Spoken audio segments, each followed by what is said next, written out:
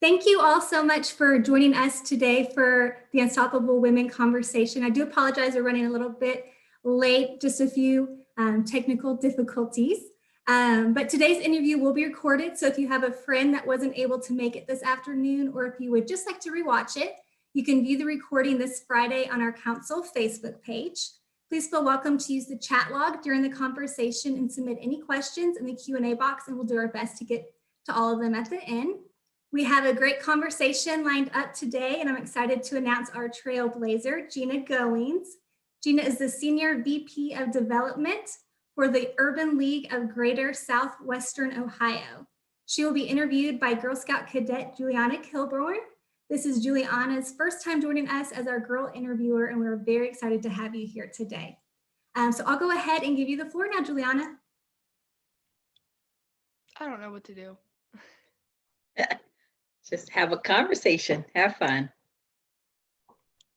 Can you tell us a little bit about yourself at your position? Absolutely. So I actually grew up in Baltimore. I have moved to Cincinnati about 8 years ago. Currently, I am at the Urban League of Greater Southwest Ohio, where I'm in charge of fundraising for the organization. And that's bringing in money so that we can make sure that we can keep our programs running. We are a 72-year-old civil rights organization that is really mission to empower Black and Brown communities, and as well as other underserved communities. That sounds awesome. How are you engaged in your community? So I really live by the motto that to whom much is given, much is expected.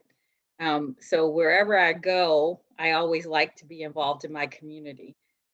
So here in Cincinnati, I've been very active on different boards, school boards, such as the Springer School and Cincinnati Country Day School. On both of those boards, I have leadership committee chair positions. And also I was a volunteer for Dress for Success for many years. And Dress for Success helps to teach women when they're going back into the workforce, getting their feet under them and helping them with different skills around getting a job. So I love giving back to my community. I think that's really important. That is important. I think a Girl Scout knows that, right?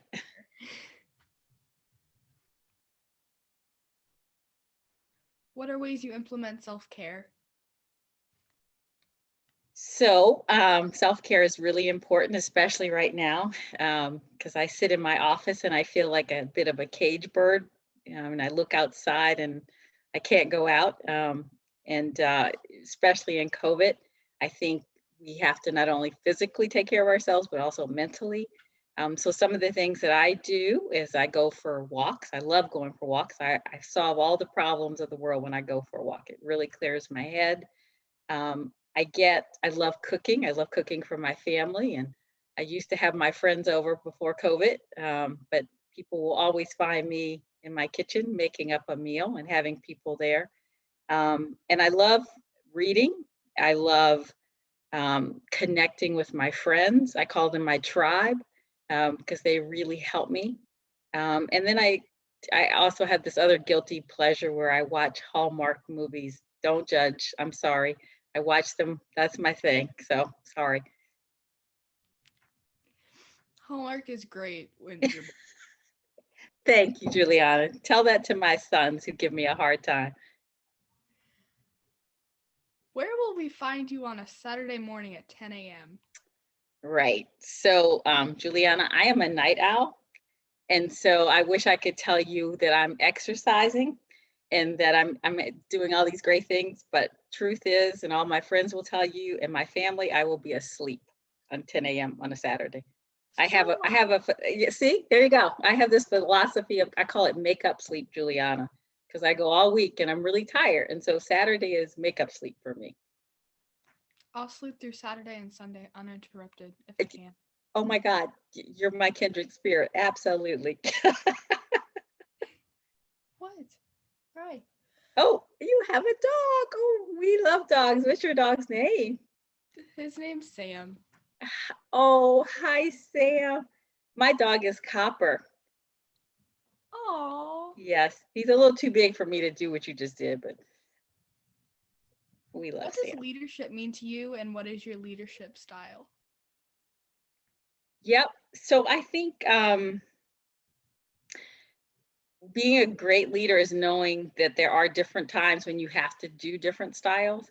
I think listening is really important in being a really good leader. But I also think for me, I really try to get to know my team so that I can personally try to empower them and know what makes them tick and lets them know that I'm really in their corner. So I'm that kind of leader that really, that's how I kind of build up my folks. I want to make sure that they know that I really care about them. But in addition to that, I think I want to coach them.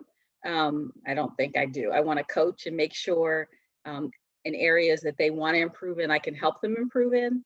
And also just to make them feel good about who they are and special, because they are. I keep having to switch tabs. I'm sorry. Don't worry. How important is it to have a mentor to grow as a leader? And what are some steps to build that type of relationship? So mentors are vital. Um, when I told you I volunteered at Dress for Success, that's basically what I was doing, mentoring women, helping them. The way to get a mentor is networking. And mentors come in all different kinds of places and that you wouldn't expect. But anyone who wants to aspire to something else, I think it's really important to have someone that's been there before, or even just to have that support, even if they haven't been there, but to tell you that, you know what, you can do it. You're really smart. You're really special. So mentors are extremely important when it comes to leadership, especially. How do you motivate yourself and stay motivated? Um, so sometimes I think we all kind of have self-doubt around us and feel like I can't do this. So one of the things that I do to motivate myself is I told you my tribe. These are women who have been in my corner, and whether it's my family or just my sister friends. I have a group called my Fab Five. I have a group called Steel Magnolias. So whenever I am really kind of feeling down, I really or maybe even having doubts, I really call them and they always lift me up. And that goes back to that mentorship or having someone in your corner to make sure that they're telling you you're great, even when you don't feel so great. So that's one of the things that really motivates me. What advice do you have for Girl Scout young entrepreneurs? Be brave. Um, be ready to disrupt. That's the word, right? When I'm reading, I just read this book and I'm so glad I read it. It's called, I'm going to show it to you. It's called More Than Enough. I don't think, I can't really see it. And it talks about it's more than enough, claiming space for who you are, no matter what they say. And one of the quotes in this book that I really love is, when the world tells you to shrink, expand. And that's how I look at that for entrepreneurs, for young women, that if somebody tells you you can't do it, don't let that stop you. Let that encourage you to improve to them that you can. And then again, also with young women, know that there are lots of resources at the Urban League. We have spaces to help young folks help with growing businesses. So there are a lot of those kinds of resources out there. So be brave and be daring and be willing to disrupt. And if people tell you can't do it, say, yeah, I can. What advice do you have for women looking to grow either their own business or within the company they work for? So I think I think you're a couple things. One, know that you're going to fail, and that's okay. Take those lessons, learn from those lessons, and make that a way to really get back up.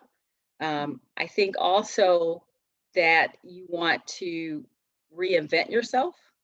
I was a stay-at-home mom for many years. I lived in England and I lived in Canada, and I really couldn't work. And at the age of 50, which I'm over that now, I said I'm going to go back to work, and I was really scared. And I thought, nobody's going to ever hire me. What can I do? Um, and so it was all about. I told you that tribe that helped me out, but also about my family supporting, but also about the belief that I wanted to reinvent myself and know that I wanted to do something different. So that's what I would say to any woman in any organization. How do you balance your career, personal life, and passions? Right. So this is something I struggle with, and I'm trying to get a lot better at it. But I just made some goals for myself to maybe just start putting in a routine. I will sit in my desk now for 12 hours a day, and that can't be a good thing, right? So I'm trying to, no, it's not. So trying to just put in a routine to make me, like, for example, go out for a walk because the sun is shining in here and I'm thinking, I want to go out, I want to go outside. So just kind of putting some routines into my life, making sure that I'm making some me time. And then I think just needing that time to just chill and go down, and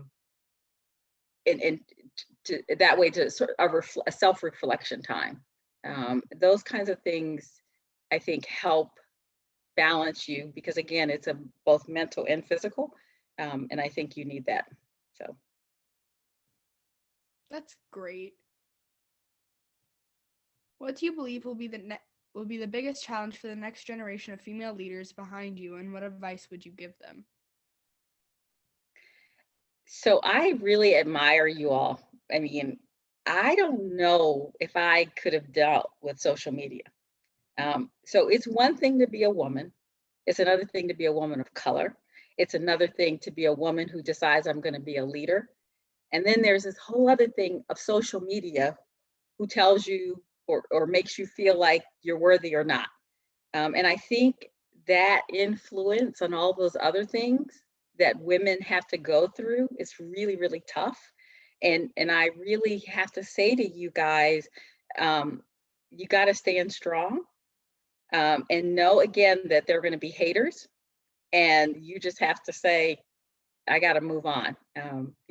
So I think the impact of social media could really, really get into folks' mind and think that they can't do something. And I'm hoping that I'm delivering a message to you today to say, yeah, you can, and just don't worry about those folks.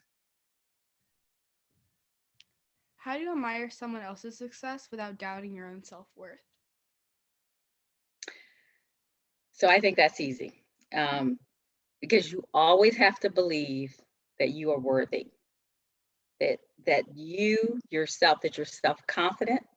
And when you do that, it all just goes into place. You don't feel jealous about someone.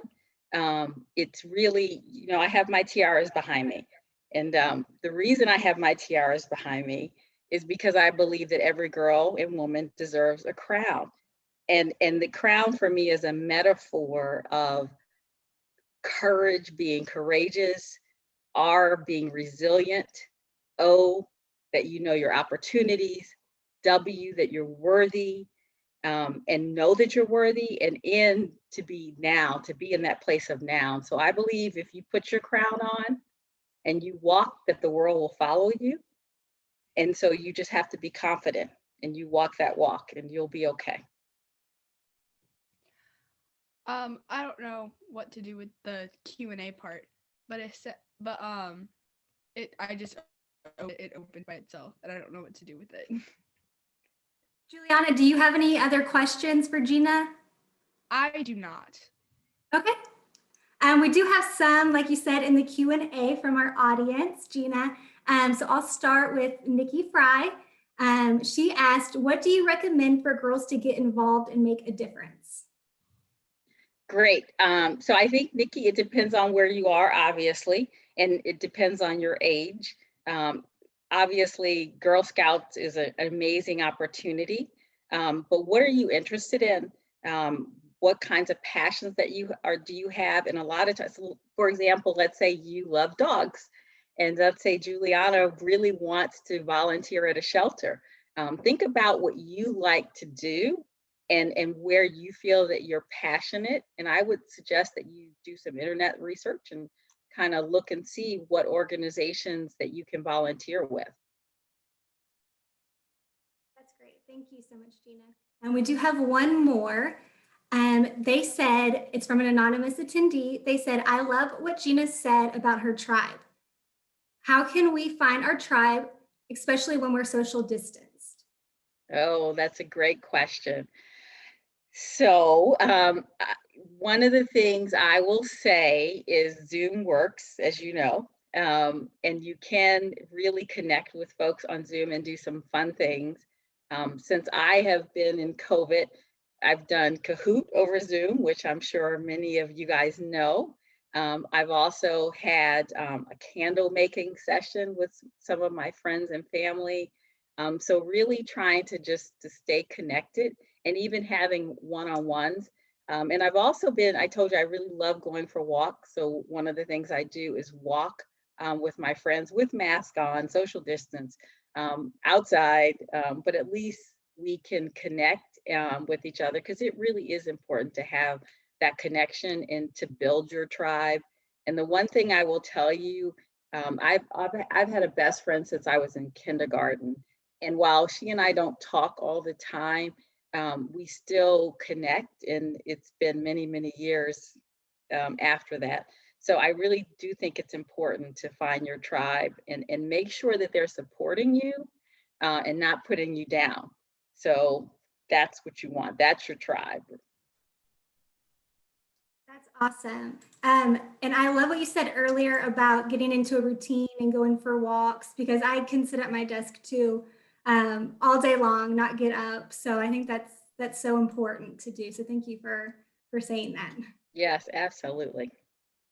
And thank you for sharing all of your great advice and your personal stories with us.